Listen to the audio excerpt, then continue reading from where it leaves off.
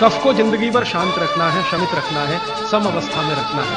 तो सबसे अच्छी चीज जो उन्होंने बताई, वैसे तो सैकड़ों है लेकिन मैं सबसे अच्छी चीज पहले बता रहा हूं। वो कहते हैं नंबर 1 की चीज है कफ को शांत रखने के लिए, वो है गुड़। और ऑब्लिक करके उन्होंने एक चीज बताई है, शहद। तो वो कहते हैं कि जो शहद खा सकते हैं वो शहद खाएं, जो नहीं खा सकते वो गुड़ खाएं। अब आप में से जो जैन सिद्धांतों का पालन करने वाले हैं उनके लिए है गुड़, और जो जैन सिद्धांतों का पालन नहीं करते वो शहद भी ले सकते हैं। उल्टे से शुरू करता हूं, गुड़ कफ को कैसे शांत रखेगा, आधुनिक विज्ञान की जानकारी कुछ मैं आपको इसमें जोड़ना है। कफ जब भी बिगड़ता है, कफ जब भी बिगड़ता है तो शरीर में एक तत्व की बहुत कमी आ जाती है, वो है फास्फोरस।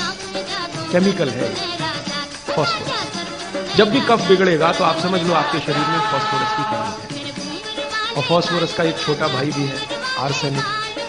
आर्सेनिक वैसे तो शरीर में ना रहे तो अच्छा है क्योंकि जहर है, लेकिन बहुत मामूली मात्रा में रहे तो फास्फोरस को ताकत देता है। फास्फोरस का कॉम्प्लीमेंट्री है आर्सेनिक। ये केमिस्ट्री की बात है।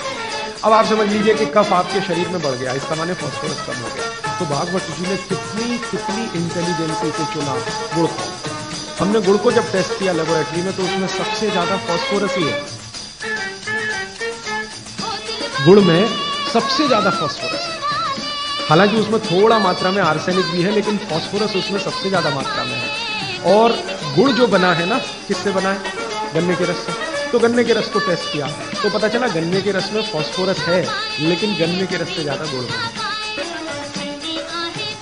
गन्ने के रस में भी फास्फोरस है, लेकिन उससे ज्यादा गुड़ में है। तो क्या किया हमने? गन्ने के रस को गर्म किया। तो गर्म करने की जो प्रक्रिया है, इसमें फास्फोरस घटा नहीं बढ़ा। ये पता नहीं क्या अद्भुत विज्ञान है। तो भागवत जी ने ये नहीं कहा कि गन्ने का रस पियो, उन्होंने कहा गुड़ खाओ। गन्ने के रस को भी वो कह सकते थे क्योंकि फास्फोरस उसमें है, लेकिन गन्ने के रस से ज्यादा बेहतरीन स्थिति का फास्फोरस गुड़ में है, जो सबसे जल्दी हजम होता है। ये गुड़ ऐसी अद्भुत चीज है जो 1 दिन के बच्चे को भी खिलाया जा सकता है। 1 दिन के बच्चे, आज बच्चा पैदा हुआ, आप शाम को उसे गुड़ दे सकते हैं, आज ही दे सकते हैं।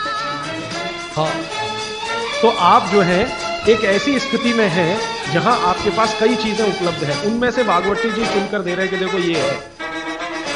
अब गुड़ बनाने के पहले एक और चीज बनती है जिसको मराठी में कहते हैं काकवी। तरल गुड़ कहिए उसको, तरल गुड़। राब कहते हैं कई लोग उसको, राब, राजस्थान में राब कहते हैं। वो ये कहते हैं कि गुड़ और राब में आपके पास अगर चॉइस है तो राब खाइए, वो गुड़ से भी ज्यादा अच्छी है। तो राब हमने बनवाई और उसको टेस्ट किया लेबोरेटरी में, तो गुड़ से बेहतरीन स्थिति का फास्फोरस राब में है। तो आपकी जिंदगी का इसको हिस्सा बना लीजिए, हिस्सा। कफ की जिंदगी में तकलीफ कभी भी नहीं आए जो आप राब और गुड़ खाएं, ये आपकी जिंदगी का हिस्सा हो जाना चाहिए। अब आप पूछेंगे जी कौन सा गुड़ खाएं? बाजार में कई तरह के गुड़ हैं। एक गुड़ है जो बहुत गोरे रंग का होता है, सफेद सफेद होता है। जो गुड़ का रंग जितना ज्यादा साफ, वो उतना ही बड़ा जहर। आप कहेंगे जी ये गुड़ तो बहुत ही बढ़िया, एकदम सफेद। ये सफेद रंग के चक्कर में हम बर्बाद हो गए। जब से अंग्रेज आए ना, हमारे दिमाग में भूत घुस गया। हर चीज हमें गोरी चाहिए, हर चीज गोरी, हर एक रंग सफेद चाहिए। हाँ, मैं रविवार का अखबार जब पढ़ता हूं ना तो मैट्रिमोनियल कॉलम्स आते हैं, सबको गोरी पत्नी चाहिए, भले चाहने वाला चिक्कट काला हो, उसको गोरी ही चाहिए। भागवत जी कहते हैं कि प्रकृति में, आप इसको ध्यान से सुनो, प्रकृति में जिन चीजों का रंग जितना ज्यादा सफेद है वो उतनी ही आपके लिए अनुकूल नहीं है। इसको ध्यान से समझिए। प्रकृति में जिन चीजों का रंग जितना ज्यादा सफेद है वो आपके अनुकूल नहीं है। उदाहरण के लिए भैंस का दूध बहुत सफेद है, वो पहलवान के लिए है, आपके लिए नहीं है भैंस का दूध। और गाय का दूध एकदम पीला है, पीला, सफेद नहीं है गाय का दूध, वो अनुकूलता ज्यादा है। तो प्रकृति में गन्ना है ना, गन्ने का रस कभी भी सफेद नहीं होता, आपने तो देखा है ना अच्छे से। गन्ने का रस तो हरा हरा ही होता है। फिर ये सफेदी कहां से आई? मैं आपको बहुत विनम्रता पूर्वक कहता हूं, ये सफेदी आती है निरमा वॉशिंग पाउडर से, और ज्यादा सफेदी आती है एरियल से, प्रॉक्टर एंड गैम्बल का एरियल।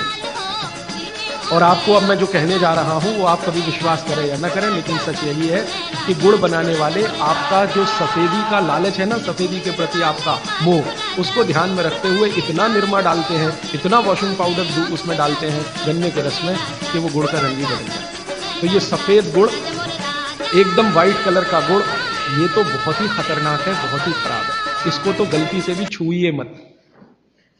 तो फिर आप कहेंगे जी गुड़ कौन सा अच्छा है? गुड़ का जो नेचुरल कलर है वो वही है जो चॉकलेट का होता है।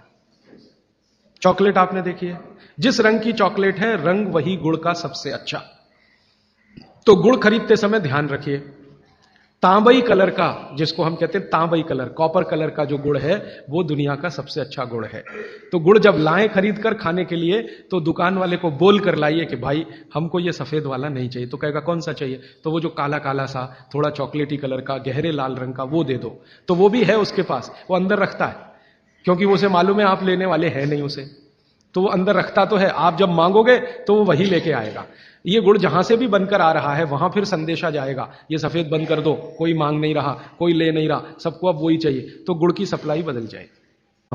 बागभट्टी जी कहते हैं कि दुनिया में गुड़ के अतिरिक्त जो मिठाइयां हैं, गुड़ के अतिरिक्त, वो आपके लिए बहुत अच्छी नहीं है। अब गुड़ के अतिरिक्त मिठाई में जरा चले तो क्या है? चीनी। आज के समय में, बागभट्टी जी के समय चीनी नहीं थी, इसलिए उन्होंने उस पर कोई सूत्र नहीं लिखा, क्योंकि उन्हें कोई कल्पना भी नहीं थी कि चीनी बना लेगा आदमी। अब ये चीनी बहुत खराब है। चीनी और गुड़ का एक ही रॉ मटेरियल है, आप जानते हैं, गन्ने के रस में से ही चीनी बनती है और गन्ने के रस में से ही गुड़ बनता है। बस दो अलग अलग सभ्यताओं का इसमें फर्क है। एक है सभ्यता यूरोप और अमेरिका की, जहां से चीनी आई, और दूसरी सभ्यता है भारत की, जहां से गुड़ आया। एक ही रॉ मटेरियल है, एक ही रॉ मटेरियल है। चीनी बनाने के लिए भी गन्ने का रस ही लगता है, गुड़ बनाने के लिए भी गन्ने का रस ही लगता है। यहाँ शक्कर में होता है कि गन्ने के रस को, कई देशों में गन्ना उत्पन्न होता है, ब्राजील में, मैक्सिको में वगैरह वगैरह, तो वो गन्ने के रस को प्रोसेस करते करते चीनी बना लेते हैं। हम चीनी की तरफ नहीं गए, हमने गुड़ ही बनाया, क्योंकि चीनी बनते ही, अब आप ध्यान देना जो मैं कहने जा रहा हूं, चीनी बनते ही फास्फोरस खत्म होता है। चीनी बनते ही फास्फोरस खत्म होता है, और आपको चाहिए फास्फोरस कफ का शमन करने के लिए।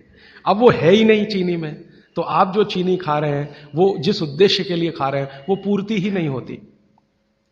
और चीनी एक ऐसा केमिकल है, अगर मैं ब्लैक बोर्ड लेके चौक पे समझाना शुरू करूं तो समय थोड़ा ज्यादा लगेगा, लेकिन अंतिम बात आप जल्दी समझ जाएं। चीनी जब आपके शरीर में जाती है और ये टूटती है, हर चीज अंदर जाके टूटती है, माने पचती है, तो इसके सबसे अंत में जो बनता है वो एसिड है। और गुड़ जब शरीर में जाता है और टूटता है तो इसके सबसे अंत में जो बनता है वो क्षार है। अब मैंने आपसे थोड़े दिन पहले कहा था, पता नहीं याद है कि नहीं, पेट में हमेशा अम्ल है, ठीक है? अब पेट में तो अम्ल पहले से है ही, प्रकृति का दिया हुआ। आपने चीनी खाई, चीनी में से भी अम्ल ही निकला, तो अम्ल तो बढ़ गया ना जरूरत से ज्यादा। और ये बढ़ा हुआ अम्ल अगर पेट में आपके है तो ये खून में भी जाएगा, आप इसे रोक नहीं सकते, क्योंकि पेट में जो है वो खून में भी जाएगा, और खून में अम्ल बढ़ता ही गया। रोज आपने 1 चम्मच चीनी खाई, 2 चम्मच चीनी खाई, 3 चम्मच चीनी खाई, हर दिन उसमें से अम्ल निकल रहा है, और पेट का अम्ल भी उसमें जुड़ रहा है, फिर निकल रहा है, फिर जुड़ रहा है, फिर निकल रहा है। फिर 10 साल का हिसाब निकालो, 20 साल का निकालो, 30 साल का निकालो, आपका दिमाग घूम जाए। रोज का अगर 2 चम्मच चीनी का हिसाब जोड़ो, वैसे तो जो 2 चम्मच से ज्यादा ही रहती है एक आदमी की जिंदगी में चीनी, दूध में भी चीनी लेते हैं, चाय में भी चीनी लेते हैं, 2 चम्मच रोज की, 2 चम्मच माने हो गई लगभग 10 ग्राम के आसपास। तो 10 ग्राम चीनी रोज की, 1 साल में कितनी, 10 साल में कितनी, 30 साल में कितनी, 40 साल में कितनी, हिसाब निकालोगे ना तो मरते समय तक 1 बोरा चीनी तो कोई भी खा लेता है, 100 किलो तक। अब इतनी चीनी खा के जो एसिड बनेगा वो कहां जाएगा? बेचारा आपका किडनी जितना निकाल सकता है वो निकालने की कोशिश करेगा, लेकिन सब नहीं निकाल पाया, तो ये रक्त में ही रहेगा, और यही एसिड है जो वात के रोग आपको पैदा करेगा। तो इसलिए चीनी और गुड़ एक ही चीज में से बनने वाली 2 मीठी वस्तुएं हैं, लेकिन गुड़ में क्या है? गुड़ जब आप खाएंगे, फास्फोरस किसी भी चीज में रहे, क्षारपन ही रखता है वो उस चीज को, माने उसमें एल्कलाइन की प्रॉपर्टी ही रहती है। तो गुड़ कितना भी खाएंगे क्षार ही बनेगा, और वो क्षार पेट के अम्ल को बैलेंस करता रहेगा, तो पेट की अम्लता बढ़ने नहीं पाएगी, तो जिंदगी आपकी सुखद और निरोगी होती जाएगी। अब इसको और एक तरीके से समझाता हूं। गुड़ और चीनी पे जब हमने एक्सपेरिमेंट किए तो पता चला चीनी को पचाने के लिए पूरे शरीर को वैसी ही ताकत लगानी पड़ती है जैसी ठंडे पानी को पचाने के लिए लगती है। पूरा शरीर झुक जाता है तब चीनी जाके पचती है और सबसे देर में पचती है। आपने जो दाल खाई है वो पच जाएगी, गेहूं पच जाएगा, चना पच जाएगा, मटर पच जाएगी, चीनी सबसे अंत में जाके पचेगी और उसको पचाना पड़ता है। लेकिन गुड़ दुनिया में ऐसी अद्भुत चीज है जो बनाई हिंदुस्तानियों ने कि गुड़ सबको पचा देता है। गुड़ तो सब चीज को पचा देता है, चीनी को पचाना पड़ता है। मेरी बात समझ में आ रही है आपको? गुड़ हर चीज को पचा देगा, खुद ताकत लगा देगा। आपने गुड़ के साथ कुछ भी खाया है वो सब चीजें गुड़ पचा देगा, लेकिन चीनी को पचने के लिए पूरी ताकत लगती है। तो चीनी जब पचेगी तो दूसरी चीजों को तकलीफ कर देती है। तो इसलिए बेहतरीन है कि गुड़ खाइए, जिंदगी भर कफ के रोग आपको नहीं आएंगे। फिर अंत में वही सवाल, मिलता नहीं जी, ये रोना बंद कर दीजिए। दुनिया में हर चीज मिलती है, जहर भी है, अमृत भी है, आपको क्या चाहिए? और आज की दुनिया है ना, आज की दुनिया माने आज का मार्केट, माने आज की इकोनॉमिक्स, वो बायर्स इकोनॉमिक्स है, कंज्यूमर्स इकोनॉमिक्स है। बायर्स मार्केट है, कंज्यूमर मार्केट है। माने जो ग्राहक मांग करेगा वही चीज बाजार में टिकेगी, ग्राहक मांग ही नहीं करेगा तो वो टिकने वाली ही नहीं है। तो आप मांग करना शुरू करो, जी गुड़ चाहिए, गुड़ चाहिए, गुड़ चाहिए, तो आप में से ही कई लोग खड़े हो जाएंगे, बोलो कितना चाहिए। मैं कोल्हापुर जाके आता हूं, गुड़ वाले से बात करके आता हूं, हमारा गुड़ जो है हमें सफेद नहीं चाहिए, हमें तो वो वाला गुड़ चाहिए जो काला का। कोई कहेगा मैं बिहार जाके आता हूं, गुड़ वाले से बात। जहां जहां गुड़ बनने के बड़े केंद्र हैं, बिहार बहुत बड़ा केंद्र है, गन्ना होता है, कर्नाटक में बहुत गन्ना है, महाराष्ट्र तो गन्ने का सबसे बड़ा केंद्र है हिंदुस्तान में। आपका महाराष्ट्र आपके बॉर्डर पे ही है, आंध्र प्रदेश में बहुत गन्ना है, तमिलनाडु में भी गन्ना है, कई इलाके तमिलनाडु में गन्ने के। जहां जहां गन्ना होता है वहां गुड़ बन सकता है। आप गुड़ बनाने वाले को बस संपर्क कर लीजिए कि देख भाई, तू इसमें वॉशिंग पाउडर मत डालना, तू इसमें वॉशिंग पाउडर मत डालना, लगे तो 2 रुपए किलो ज्यादा ले लेना। तो वो जो 2 रुपए किलो का लालच है वही उसको ईमानदार बना देगा। आप ले लो उससे। वो कहता है जी मेरा गुड़ 15 रुपए किलो, आपको मैं 17 रुपए किलो ले लूंगा, तुम इसमें ये जहर मत डालना। और वो 2 रुपए किलो आपने जो ज्यादा दिया वो जिंदगी के लिए कोई घटिया सौदा नहीं है, बहुत फायदे का सौदा है। तो गुड़ बनाने वाले इस देश में आज भी हजारों की, लाखों की संख्या में है, गांव गांव में है। आप उनसे संपर्क कर लीजिए और कोई एक गुड़ का केंद्र ही शुरू कर दीजिए। आपके आपस में सब लोगों को, जितने कम से कम 500-700 लोग यहां बैठे हैं, इतने घरों के लिए गुड़ आ सकता है, जरूरत के हिसाब से आपको उपलब्ध हो सकता है। तो ये मत कहिए कि मिलता नहीं, हर चीज इस देश में मिलती है, छोटे छोटे गांवों में भी उपलब्ध है। कुछ लोग गुड़ खाइए, कुछ लोग काकवी खाइए, माने जिसको राब कहते हैं। जितना जाड़े का समय है ना, नवंबर, दिसंबर, जनवरी, फरवरी तक राब भरपूर खा सकते हैं। दही में राब खाइए, दूध में राब खाइए, हलवा राब का बनाइए, गुड़ का हलवा बनाइए, गुड़ दही में खाइए, गुड़ दूध में खाइए। अब गुड़ को दूध और दही में खाने का नियम है, वो भागवत जी कहते हैं। वो कहते हैं जी दही में मिला के गुड़ खाया जाए, दही में मिला के गुड़ खाइए, दूध में गुड़ कभी मत मिलाइए, दूध में गुड़ कभी मत मिलाइए, दही में मिला के खाइए। तो दूध में कैसे खाएंगे जी? दूध में ऐसे खाएंगे कि पहले गुड़ खा लीजिए, पीछे से दूध पी लीजिए, या दूध पी लिया पीछे से थोड़ा गुड़ खा लीजिए। दूध में गुड़ मिला नहीं सकते, और दही में कभी भी बिना मिलाए मत खाइए। आप में से कोई बिहार वाले हैं ना, तो वहां पर एक बहुत बढ़िया व्यंजन मिलता है, उसका नाम है दही चूड़ा। दही चूड़ा ही कहते हैं, चूड़ा। ये मिथिला में मैंने खाया और ऐसा अद्भुत है जो दुनिया में शायद कहीं ना हो। मिथिला में, मिथिला माने एक एरिया है बिहार का, करीब 8-10 जिले उसमें आते हैं। उन जिलों में जब भी आप जाएं तो मेहमान को वही परोस के लाते हैं। तो मैं भी मेहमान जैसा ही रहता हूं, तो मुझे हर घर में दही चूड़ा मिलता है। तो वो दही डाल के लाते हैं, ऊपर से गुड़ डाल के लाते हैं, दही के ऊपर गुड़ रहेगा। तो मैंने कई बार कहा कि अलग प्लेट में गुड़ ले आओ, तो कहते नहीं नहीं, आपको फिर खाना नहीं आता दही चूड़ा।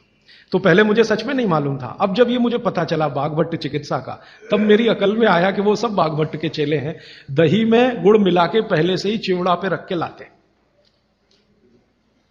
तो दही में गुड़ मिला के ही खाइए। अगर आप दही खा रहे हैं तो गुड़ मिला के ही खाइए, तो दही के कई दोष जो आपके लिए अनुकूल नहीं है वो भी खत्म हो जाते हैं।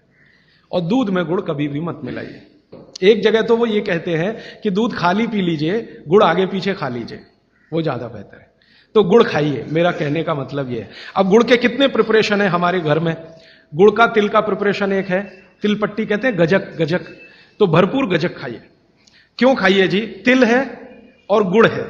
गुड़ में जो केमिकल है ऑर्गेनिक, तिल में लगभग वही सब है जो गुड़ में है। तिल भी क्षारीय है, गुड़ भी क्षारीय है, और दोनों क्षारीय चीजें खाएंगे तो पेट के अम्ल को बैलेंस करती रहेंगी। तो तिल गुड़ रोज खाइए, माने तिल की पट्टी बनाइए, गजक बनाइए, नहीं तो तिल का लड्डू बनाइए, गुड़ के साथ बनाइए। फिर इसी तरह से मूंगफली है, मूंगफली भी क्षारीय है और गुड़ भी क्षारीय है, तो मूंगफली और गुड़ मिला के वो पट्टी आती है वो खाइए, बच्चों को खिलाइए। और आपके पास जो भी प्रिपरेशन है गुड़ तिल के, गुड़ मूंगफली के, वो सब बनाइए। और ये जो 3-4 महीने हैं, नवंबर, दिसंबर, जनवरी, फरवरी तक भरपेट खाइए, भरपूर खाइए, क्योंकि इस समय आपके शरीर को इन्हीं की जरूरत है।